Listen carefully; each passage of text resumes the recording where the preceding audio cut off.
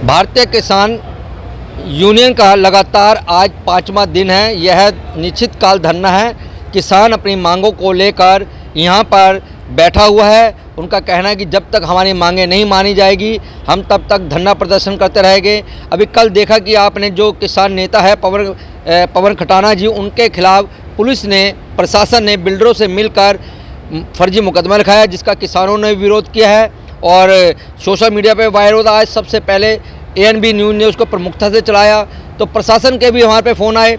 इस वक्त हम यहाँ पे खुद मौके पे हैं, पवन खटाना जी, और यहाँ पे सैकड़ों किसान हमारे साथ इस वक्त जानते हैं उनसे क्या पूरा मामला है। सर पवन जी, आपका स्वागत है। आप लगातार 5 दिन से यहीं पे बैठे हो, काफ़ी सैकड़ों में किसान हैं। क्या मांगे आपकी और क्या कल घटना हुई थी आपके साथ? ANB न्यूज़ का पहले तो बहुत बहुत धन्यवाद और उनके सभी दर्शकों का बहुत बहुत धन्यवाद और शुभकामनाएं आपको। आप के माध्यम से हम लगातार अपनी बातें पहुंचाते रहते हैं। 9 तारीख में हम यहां पर धरना देने के लिए आए गौतम बुद्ध नगर के किसानों की समस्या को लेकर जी। उसमें सबसे मूल की समस्या है 64.7% मुआवजा और पूरे गौतम बुद्ध नगर के किसानों के लिए 10% आवासीय भूखंड। जो ज़मीन हमने अपने आने वाली नस्लों के बच्चों के लिए बचाई है उसको वहीं पर आबादी में रेगुलाइज करना। विस्थापन एक बड़ा मुद्दा है एयरपोर्ट का। कुछ चीज़ें हैं जैसे 50 मीटर मिनिमम उनको दिया जा रहा है, तो वो कम से कम 100 मीटर हो। घर घेर के बराबर जितना दिया जा रहा है उसका आधा ना काटा जाए, पूरे का पूरा मिलना चाहिए। 5 लाख से उसे 12 लाख किया जाए। जो नाबालिग बच्चे हैं उनका भी हिस्सा जोड़ते हुए बाप के हिस्से में जोड़ करके उसको एक्स्ट्रा दिया जाए। ये बहुत सी समस्याओं को लेकर के हम यहाँ पर आए थे। बातचीत हुई, अधिकारी यहाँ पर आए, लेकिन अधिकारियों पर देने के लिए कुछ नहीं था, तो हमने पंचायत को धरने में तब्दील कर दिया। धरना चला, लेकिन प्रशासन सोची समझी रणनीति के तहत दबाव की राजनीति कर रहा है। उन्होंने कहा या तो धरना उठा लो अन्यथा आपके खिलाफ कार्रवाई की जाएगी। हमने कहा कीजिए। उसी कार्रवाई में उन्हीं की बातों से कल हमें पता चला कि एक मुकदमा हमारे खिलाफ जो कॉलोनाइजर हैं, जो नोएडा में कई जगह अवैध बिल्डिंग बना करके बेच चुके हैं, कई जगह उनकी बिल्डिंगें सील हैं, उन लोगों के साथ मिलकर के एक मुकदमा फर्जी, बिल्कुल आधारहीन, निराधार है, वो मुकदमा दर्ज कराया गया। हमने कहा कि मुकदमों से हम डरने वाले नहीं हैं। आज एक पंचायत सेक्टर 49 थाना पे हुई, जिसमें सुभाष चौधरी का भी नाम था, तो उन्होंने वहाँ का नेतृत्व किया।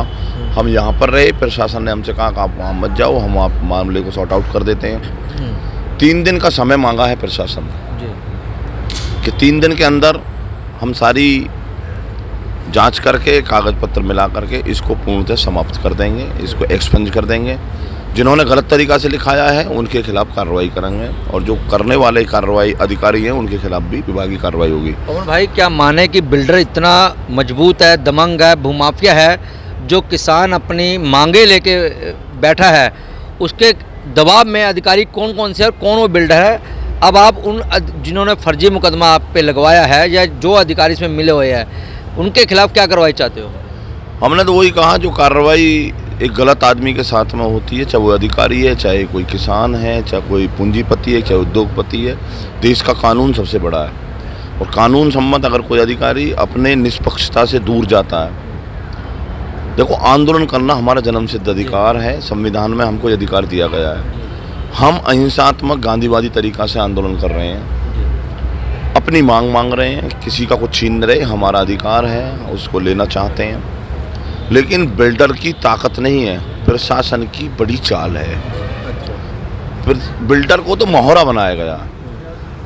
हम पंचायती व्यवस्था में विश्वास करते हैं, पंचायती लोग हैं, किसी की भी कोई समस्या होती है पंचायत में बैठा करके उसको सॉर्ट आउट करते हैं।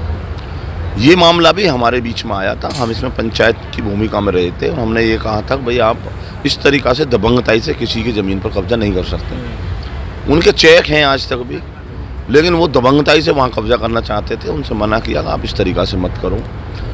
तो प्रशासन ने पता नहीं उसको कहाँ से पकड़ा है, किस तरीक़ा से पकड़ा है और क्या उनकी आगे की कूटनीति है। कुछ भी हो सकता है। देखो प्रशासन का कुछ पता नहीं है। जहाँ षड्यंत्र के तहत काम किए जा रहे हों, उससे ये आभास होता है कि प्रशासन की नीयत सही नहीं है।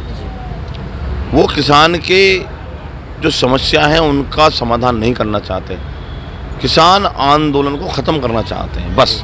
क्या आपका मनोबल तोड़ने के लिए यह सब चीज़ें करी जा रही है, छवि खराब करने के लिए? क्योंकि कुछ जो बिल्डर है, ये शहर में हवा चल रही है कि जो पवन खटाना जी है वह बिल्डरों को ब्लैकमेल करते हैं, उन पर दबाव बनाते हैं, ज़मीन पैसा ले के कुछ लोग उनको ज़मीन भी नहीं देते, ऐसा उन लोगों का कहना है। क्या आपकी छवि खराब करना चाहते हैं ऐसे लोग? हम तो किसी बिल्डर को जानते ही नहीं, हमने तो कोई बिल्डर देखा ही नहीं। हमने तो जो हमारे पास आए थे वो भी पीड़ित बन के आए थे, हमारे पास बिल्डर बन के आए ही नहीं जी। उन्होंने ही आकर के कहा था जी हमारा एक मामला है, इसको समाधान करा दो। हम तो अगर उस दिन उन्हें बिल्डर मानते तो उनके खिलाफ FIR करवाते, भैया आप हमारे यहाँ के क्यों आए। हमने तो उनको पीड़ित माना था उस समय। और अब वही आपके खिलाफ बोल रहे हैं सर? वो तो सब प्रशासन का अपना सब कुछ उसके साथ मिली भगत है, मुझे इस बात से मतलब तो नहीं ये है। माने कि पवन खटाना इस वक्त देश का बड़ा नाम होने जा रहा है, जिस तरह राकेश टिकैत, इस वजह से पवन खटाना को कुछ विरोधी भी गिराना चाहते हैं, छवि खराब करना चाहते हैं। मैं राकेश टिकैत का शिष्य हूँ, महात्मा टिकैत का अनुयायी हूँ, भारतीय किसानों का सिपाही हूँ। मैं 100% कहना चाहता हूँ कि मुझे किसी बड़े नाम की ज़रूरत नहीं है। मेरे नाम के पहले राकेश टिकैत का नाम है, उनका नाम बड़ा है, उन्हीं के नाम से मेरा नाम है। मेरी पहचान राकेश टिकैत से है, महेंद्र टिकैत से है, उस शख्सियत से है जिसके नाम से पूरा देश का किसान अपने आप को गर्वान्वित महसूस करता है। मेरा कहना मतलब यही है, जब यूपी बॉर्डर पर राकेश टिकैत जी का धरना चाहता हूँ कि मुझे किसी बड़े नाम की ज़रूरत नहीं है। मेरे नाम के पहले राकेश टिकैत का नाम है, उनका नाम बड़ा है, उन्हीं के नाम से मेरा नाम है। मेरी पहचान राकेश टिकैत से है, महेंद्र टिकैत से है, उस शख्सियत से है जिसके नाम से पूरा देश का किसान अपने आप को गर्वान्वित महसूस करता है। मेरा कहना मतलब यही है, जब यूपी बॉर्डर पर राकेश टिकैत जी का धरना चल रहा था, उस टाइम भी प्रशासन ने राकेश टिकैत के ऊपर दूसरे भाजपा के लोग भेज के मुकदमे दर्ज कराए थे। क्या वही चाल प्रशासन यहाँ भी कर रहा है आपके संग? मेरा कहना मतलब ये है। वो बिल्कुल चाल है और राकेश टिकैत जी ने इसका पूरा संज्ञान लिया है। आज 3 बार वो खुद फेसबुक लाइव आए हैं और उन्होंने ऐलान किया है कि मेरे साथ या मेरे किसी भी कार्यकर्ता के साथ या मेरे पदाधिकारी के साथ अगर इस तरीक़ा की गलतियां प्रशासन करेगा तो हम बिल्कुल पंचायत कर करके उसका जवाब देंगे। आने वाली 21 तारीख को इसी 0 पॉइंट के नीचे जहां पर हम बैठे हैं, परम आदरणीय राकेश टिकैत जी आ रहे हैं। उन्होंने कह दिया ठीक है भाई, आप आंदोलन करो। अच्छा, अगर आपको इस तरीक़ा से कोई दबाएगा तो राकेश टिकैत नहीं, पूरे देश का किसान आपके साथ है। और राकेश टिकैत स्वयं आने का दिन है, जाने का दिन नहीं है। उन्होंने कह दिया मेरा आने का दिन है 21, जाने का दिन 21 का नहीं है। अच्छा, ये खूब सोच समझ ले प्रशासन। मैं एक भी कार्यकर्ता के साथ दबाव में कोई भी काम प्रशासन से नहीं करने दूंगा। मैं अपने आप को गौरवान्वित महसूस करता हूं कि मैं उस संगठन से हूं, उस परिवार से जुड़ा हुआ हूं जो 24 घंटे में से 20 घंटे किसान और मजदूर की लड़ाई को हमेशा 24 घंटे उठाता रहते हैं। और कोई भी बिल्कुल ना हतोत्साहित होने की बात है, ना मेरे कोई मोरल डाउन होने की बात है।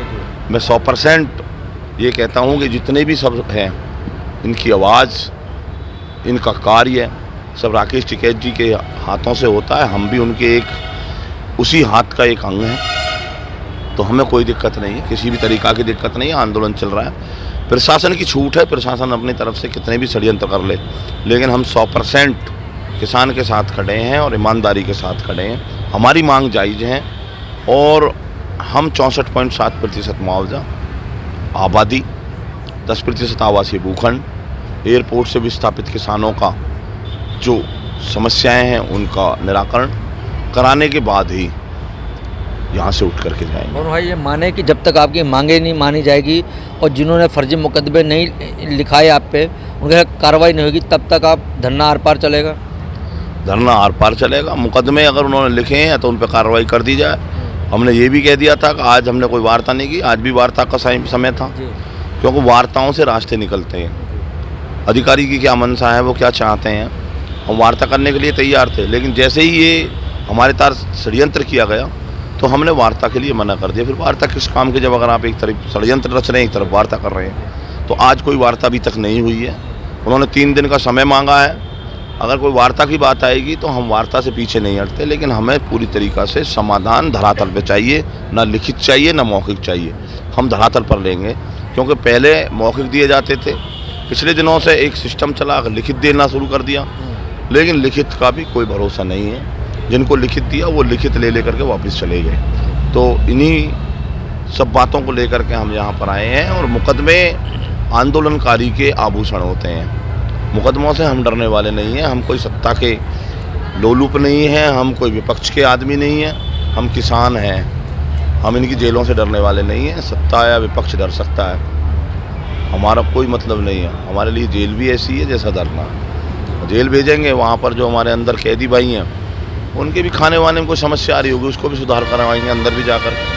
तो बहुत सी कमियां अगर होंगी तो उनको दूर कराएंगे, कोई बड़ी बात नहीं है। और आंदोलन सबका जन्मसिद्ध अधिकार है, आंदोलन करना चाहिए, सब लोगों को सहयोग करना चाहिए। आज गौतम बुद्ध नगर की एक बड़ी लड़ाई है, पिछले 40 साल से हम लड़ाई लड़ते आ रहे हैं। गौतम बुद्ध नगर के यमुना क्षेत्र में 2014 में 64% की घोषणा हुई थी।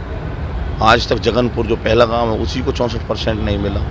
इंटरचेंज एक बड़ा मुद्दा है जो यमुना एक्सप्रेसवे को ईस्टर्न पेरिफेरल से जोड़ता है। वहाँ पहले किसानों को 800 काट करके 3640 का मुआवजा दिया गया है, उनको क्यों नहीं दिया जाए 3640 का मुआवजा जो इंटरचेंज में आते हैं। नोएडा, ग्रेटर नोएडा में कई गांव ऐसे हैं जिनको 1% प्लॉट भी नहीं दिया गया, उनको क्यों नहीं दिया जाए प्लॉट, उनकी क्या कमी है।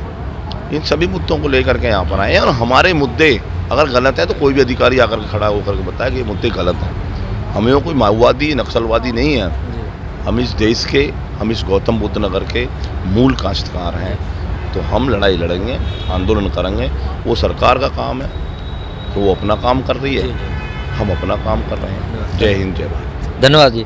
तो ये थे पवन खटाना जी, जो पश्चिमी उत्तर प्रदेश के किसान यूनियन के अध्यक्ष हैं। इनका साफ तौर पे कहना है कि हम किसान हैं, किसान के बेटे हैं, हम अपने किसानों की लड़ाई लड़ रहे हैं। अगर कोई प्रशासन हमारे पर झूठे मुकदमे दर्ज करा के हमें डराना चाह रहा है या दबाना चाह रहा है हमारी आवाज़ को, तो हम दबने वाले नहीं। हमारी जब तक मांगे नहीं मानी जाएगी तब तक यह धरना प्रदर्शन इसी तरह चलता रहेगा। और सबसे बड़ी बात इन्होंने यह कही कि जिन लोगों ने फर्जी एफआईआर दर्ज हमारे खिलाफ कराई है, चाहे वो प्रशासन के अधिकारी थे, चाहे वो बिल्डर थे, उनके खिलाफ जांच करने के बाद सख्त कार्रवाई करनी चाहिए प्रशासन को। अगर ऐसा नहीं करता तो हम आगे हमारी लड़ाई धरने प्रदर्शन में चलती रहेगी, धरना रेगुलर चलता रहेगा। ग्रेटर नोएडा से कैमरा पर्सन ऋतिक के संग मैं परवीन अरोड़ा, ANB न्यूज़ के लिए।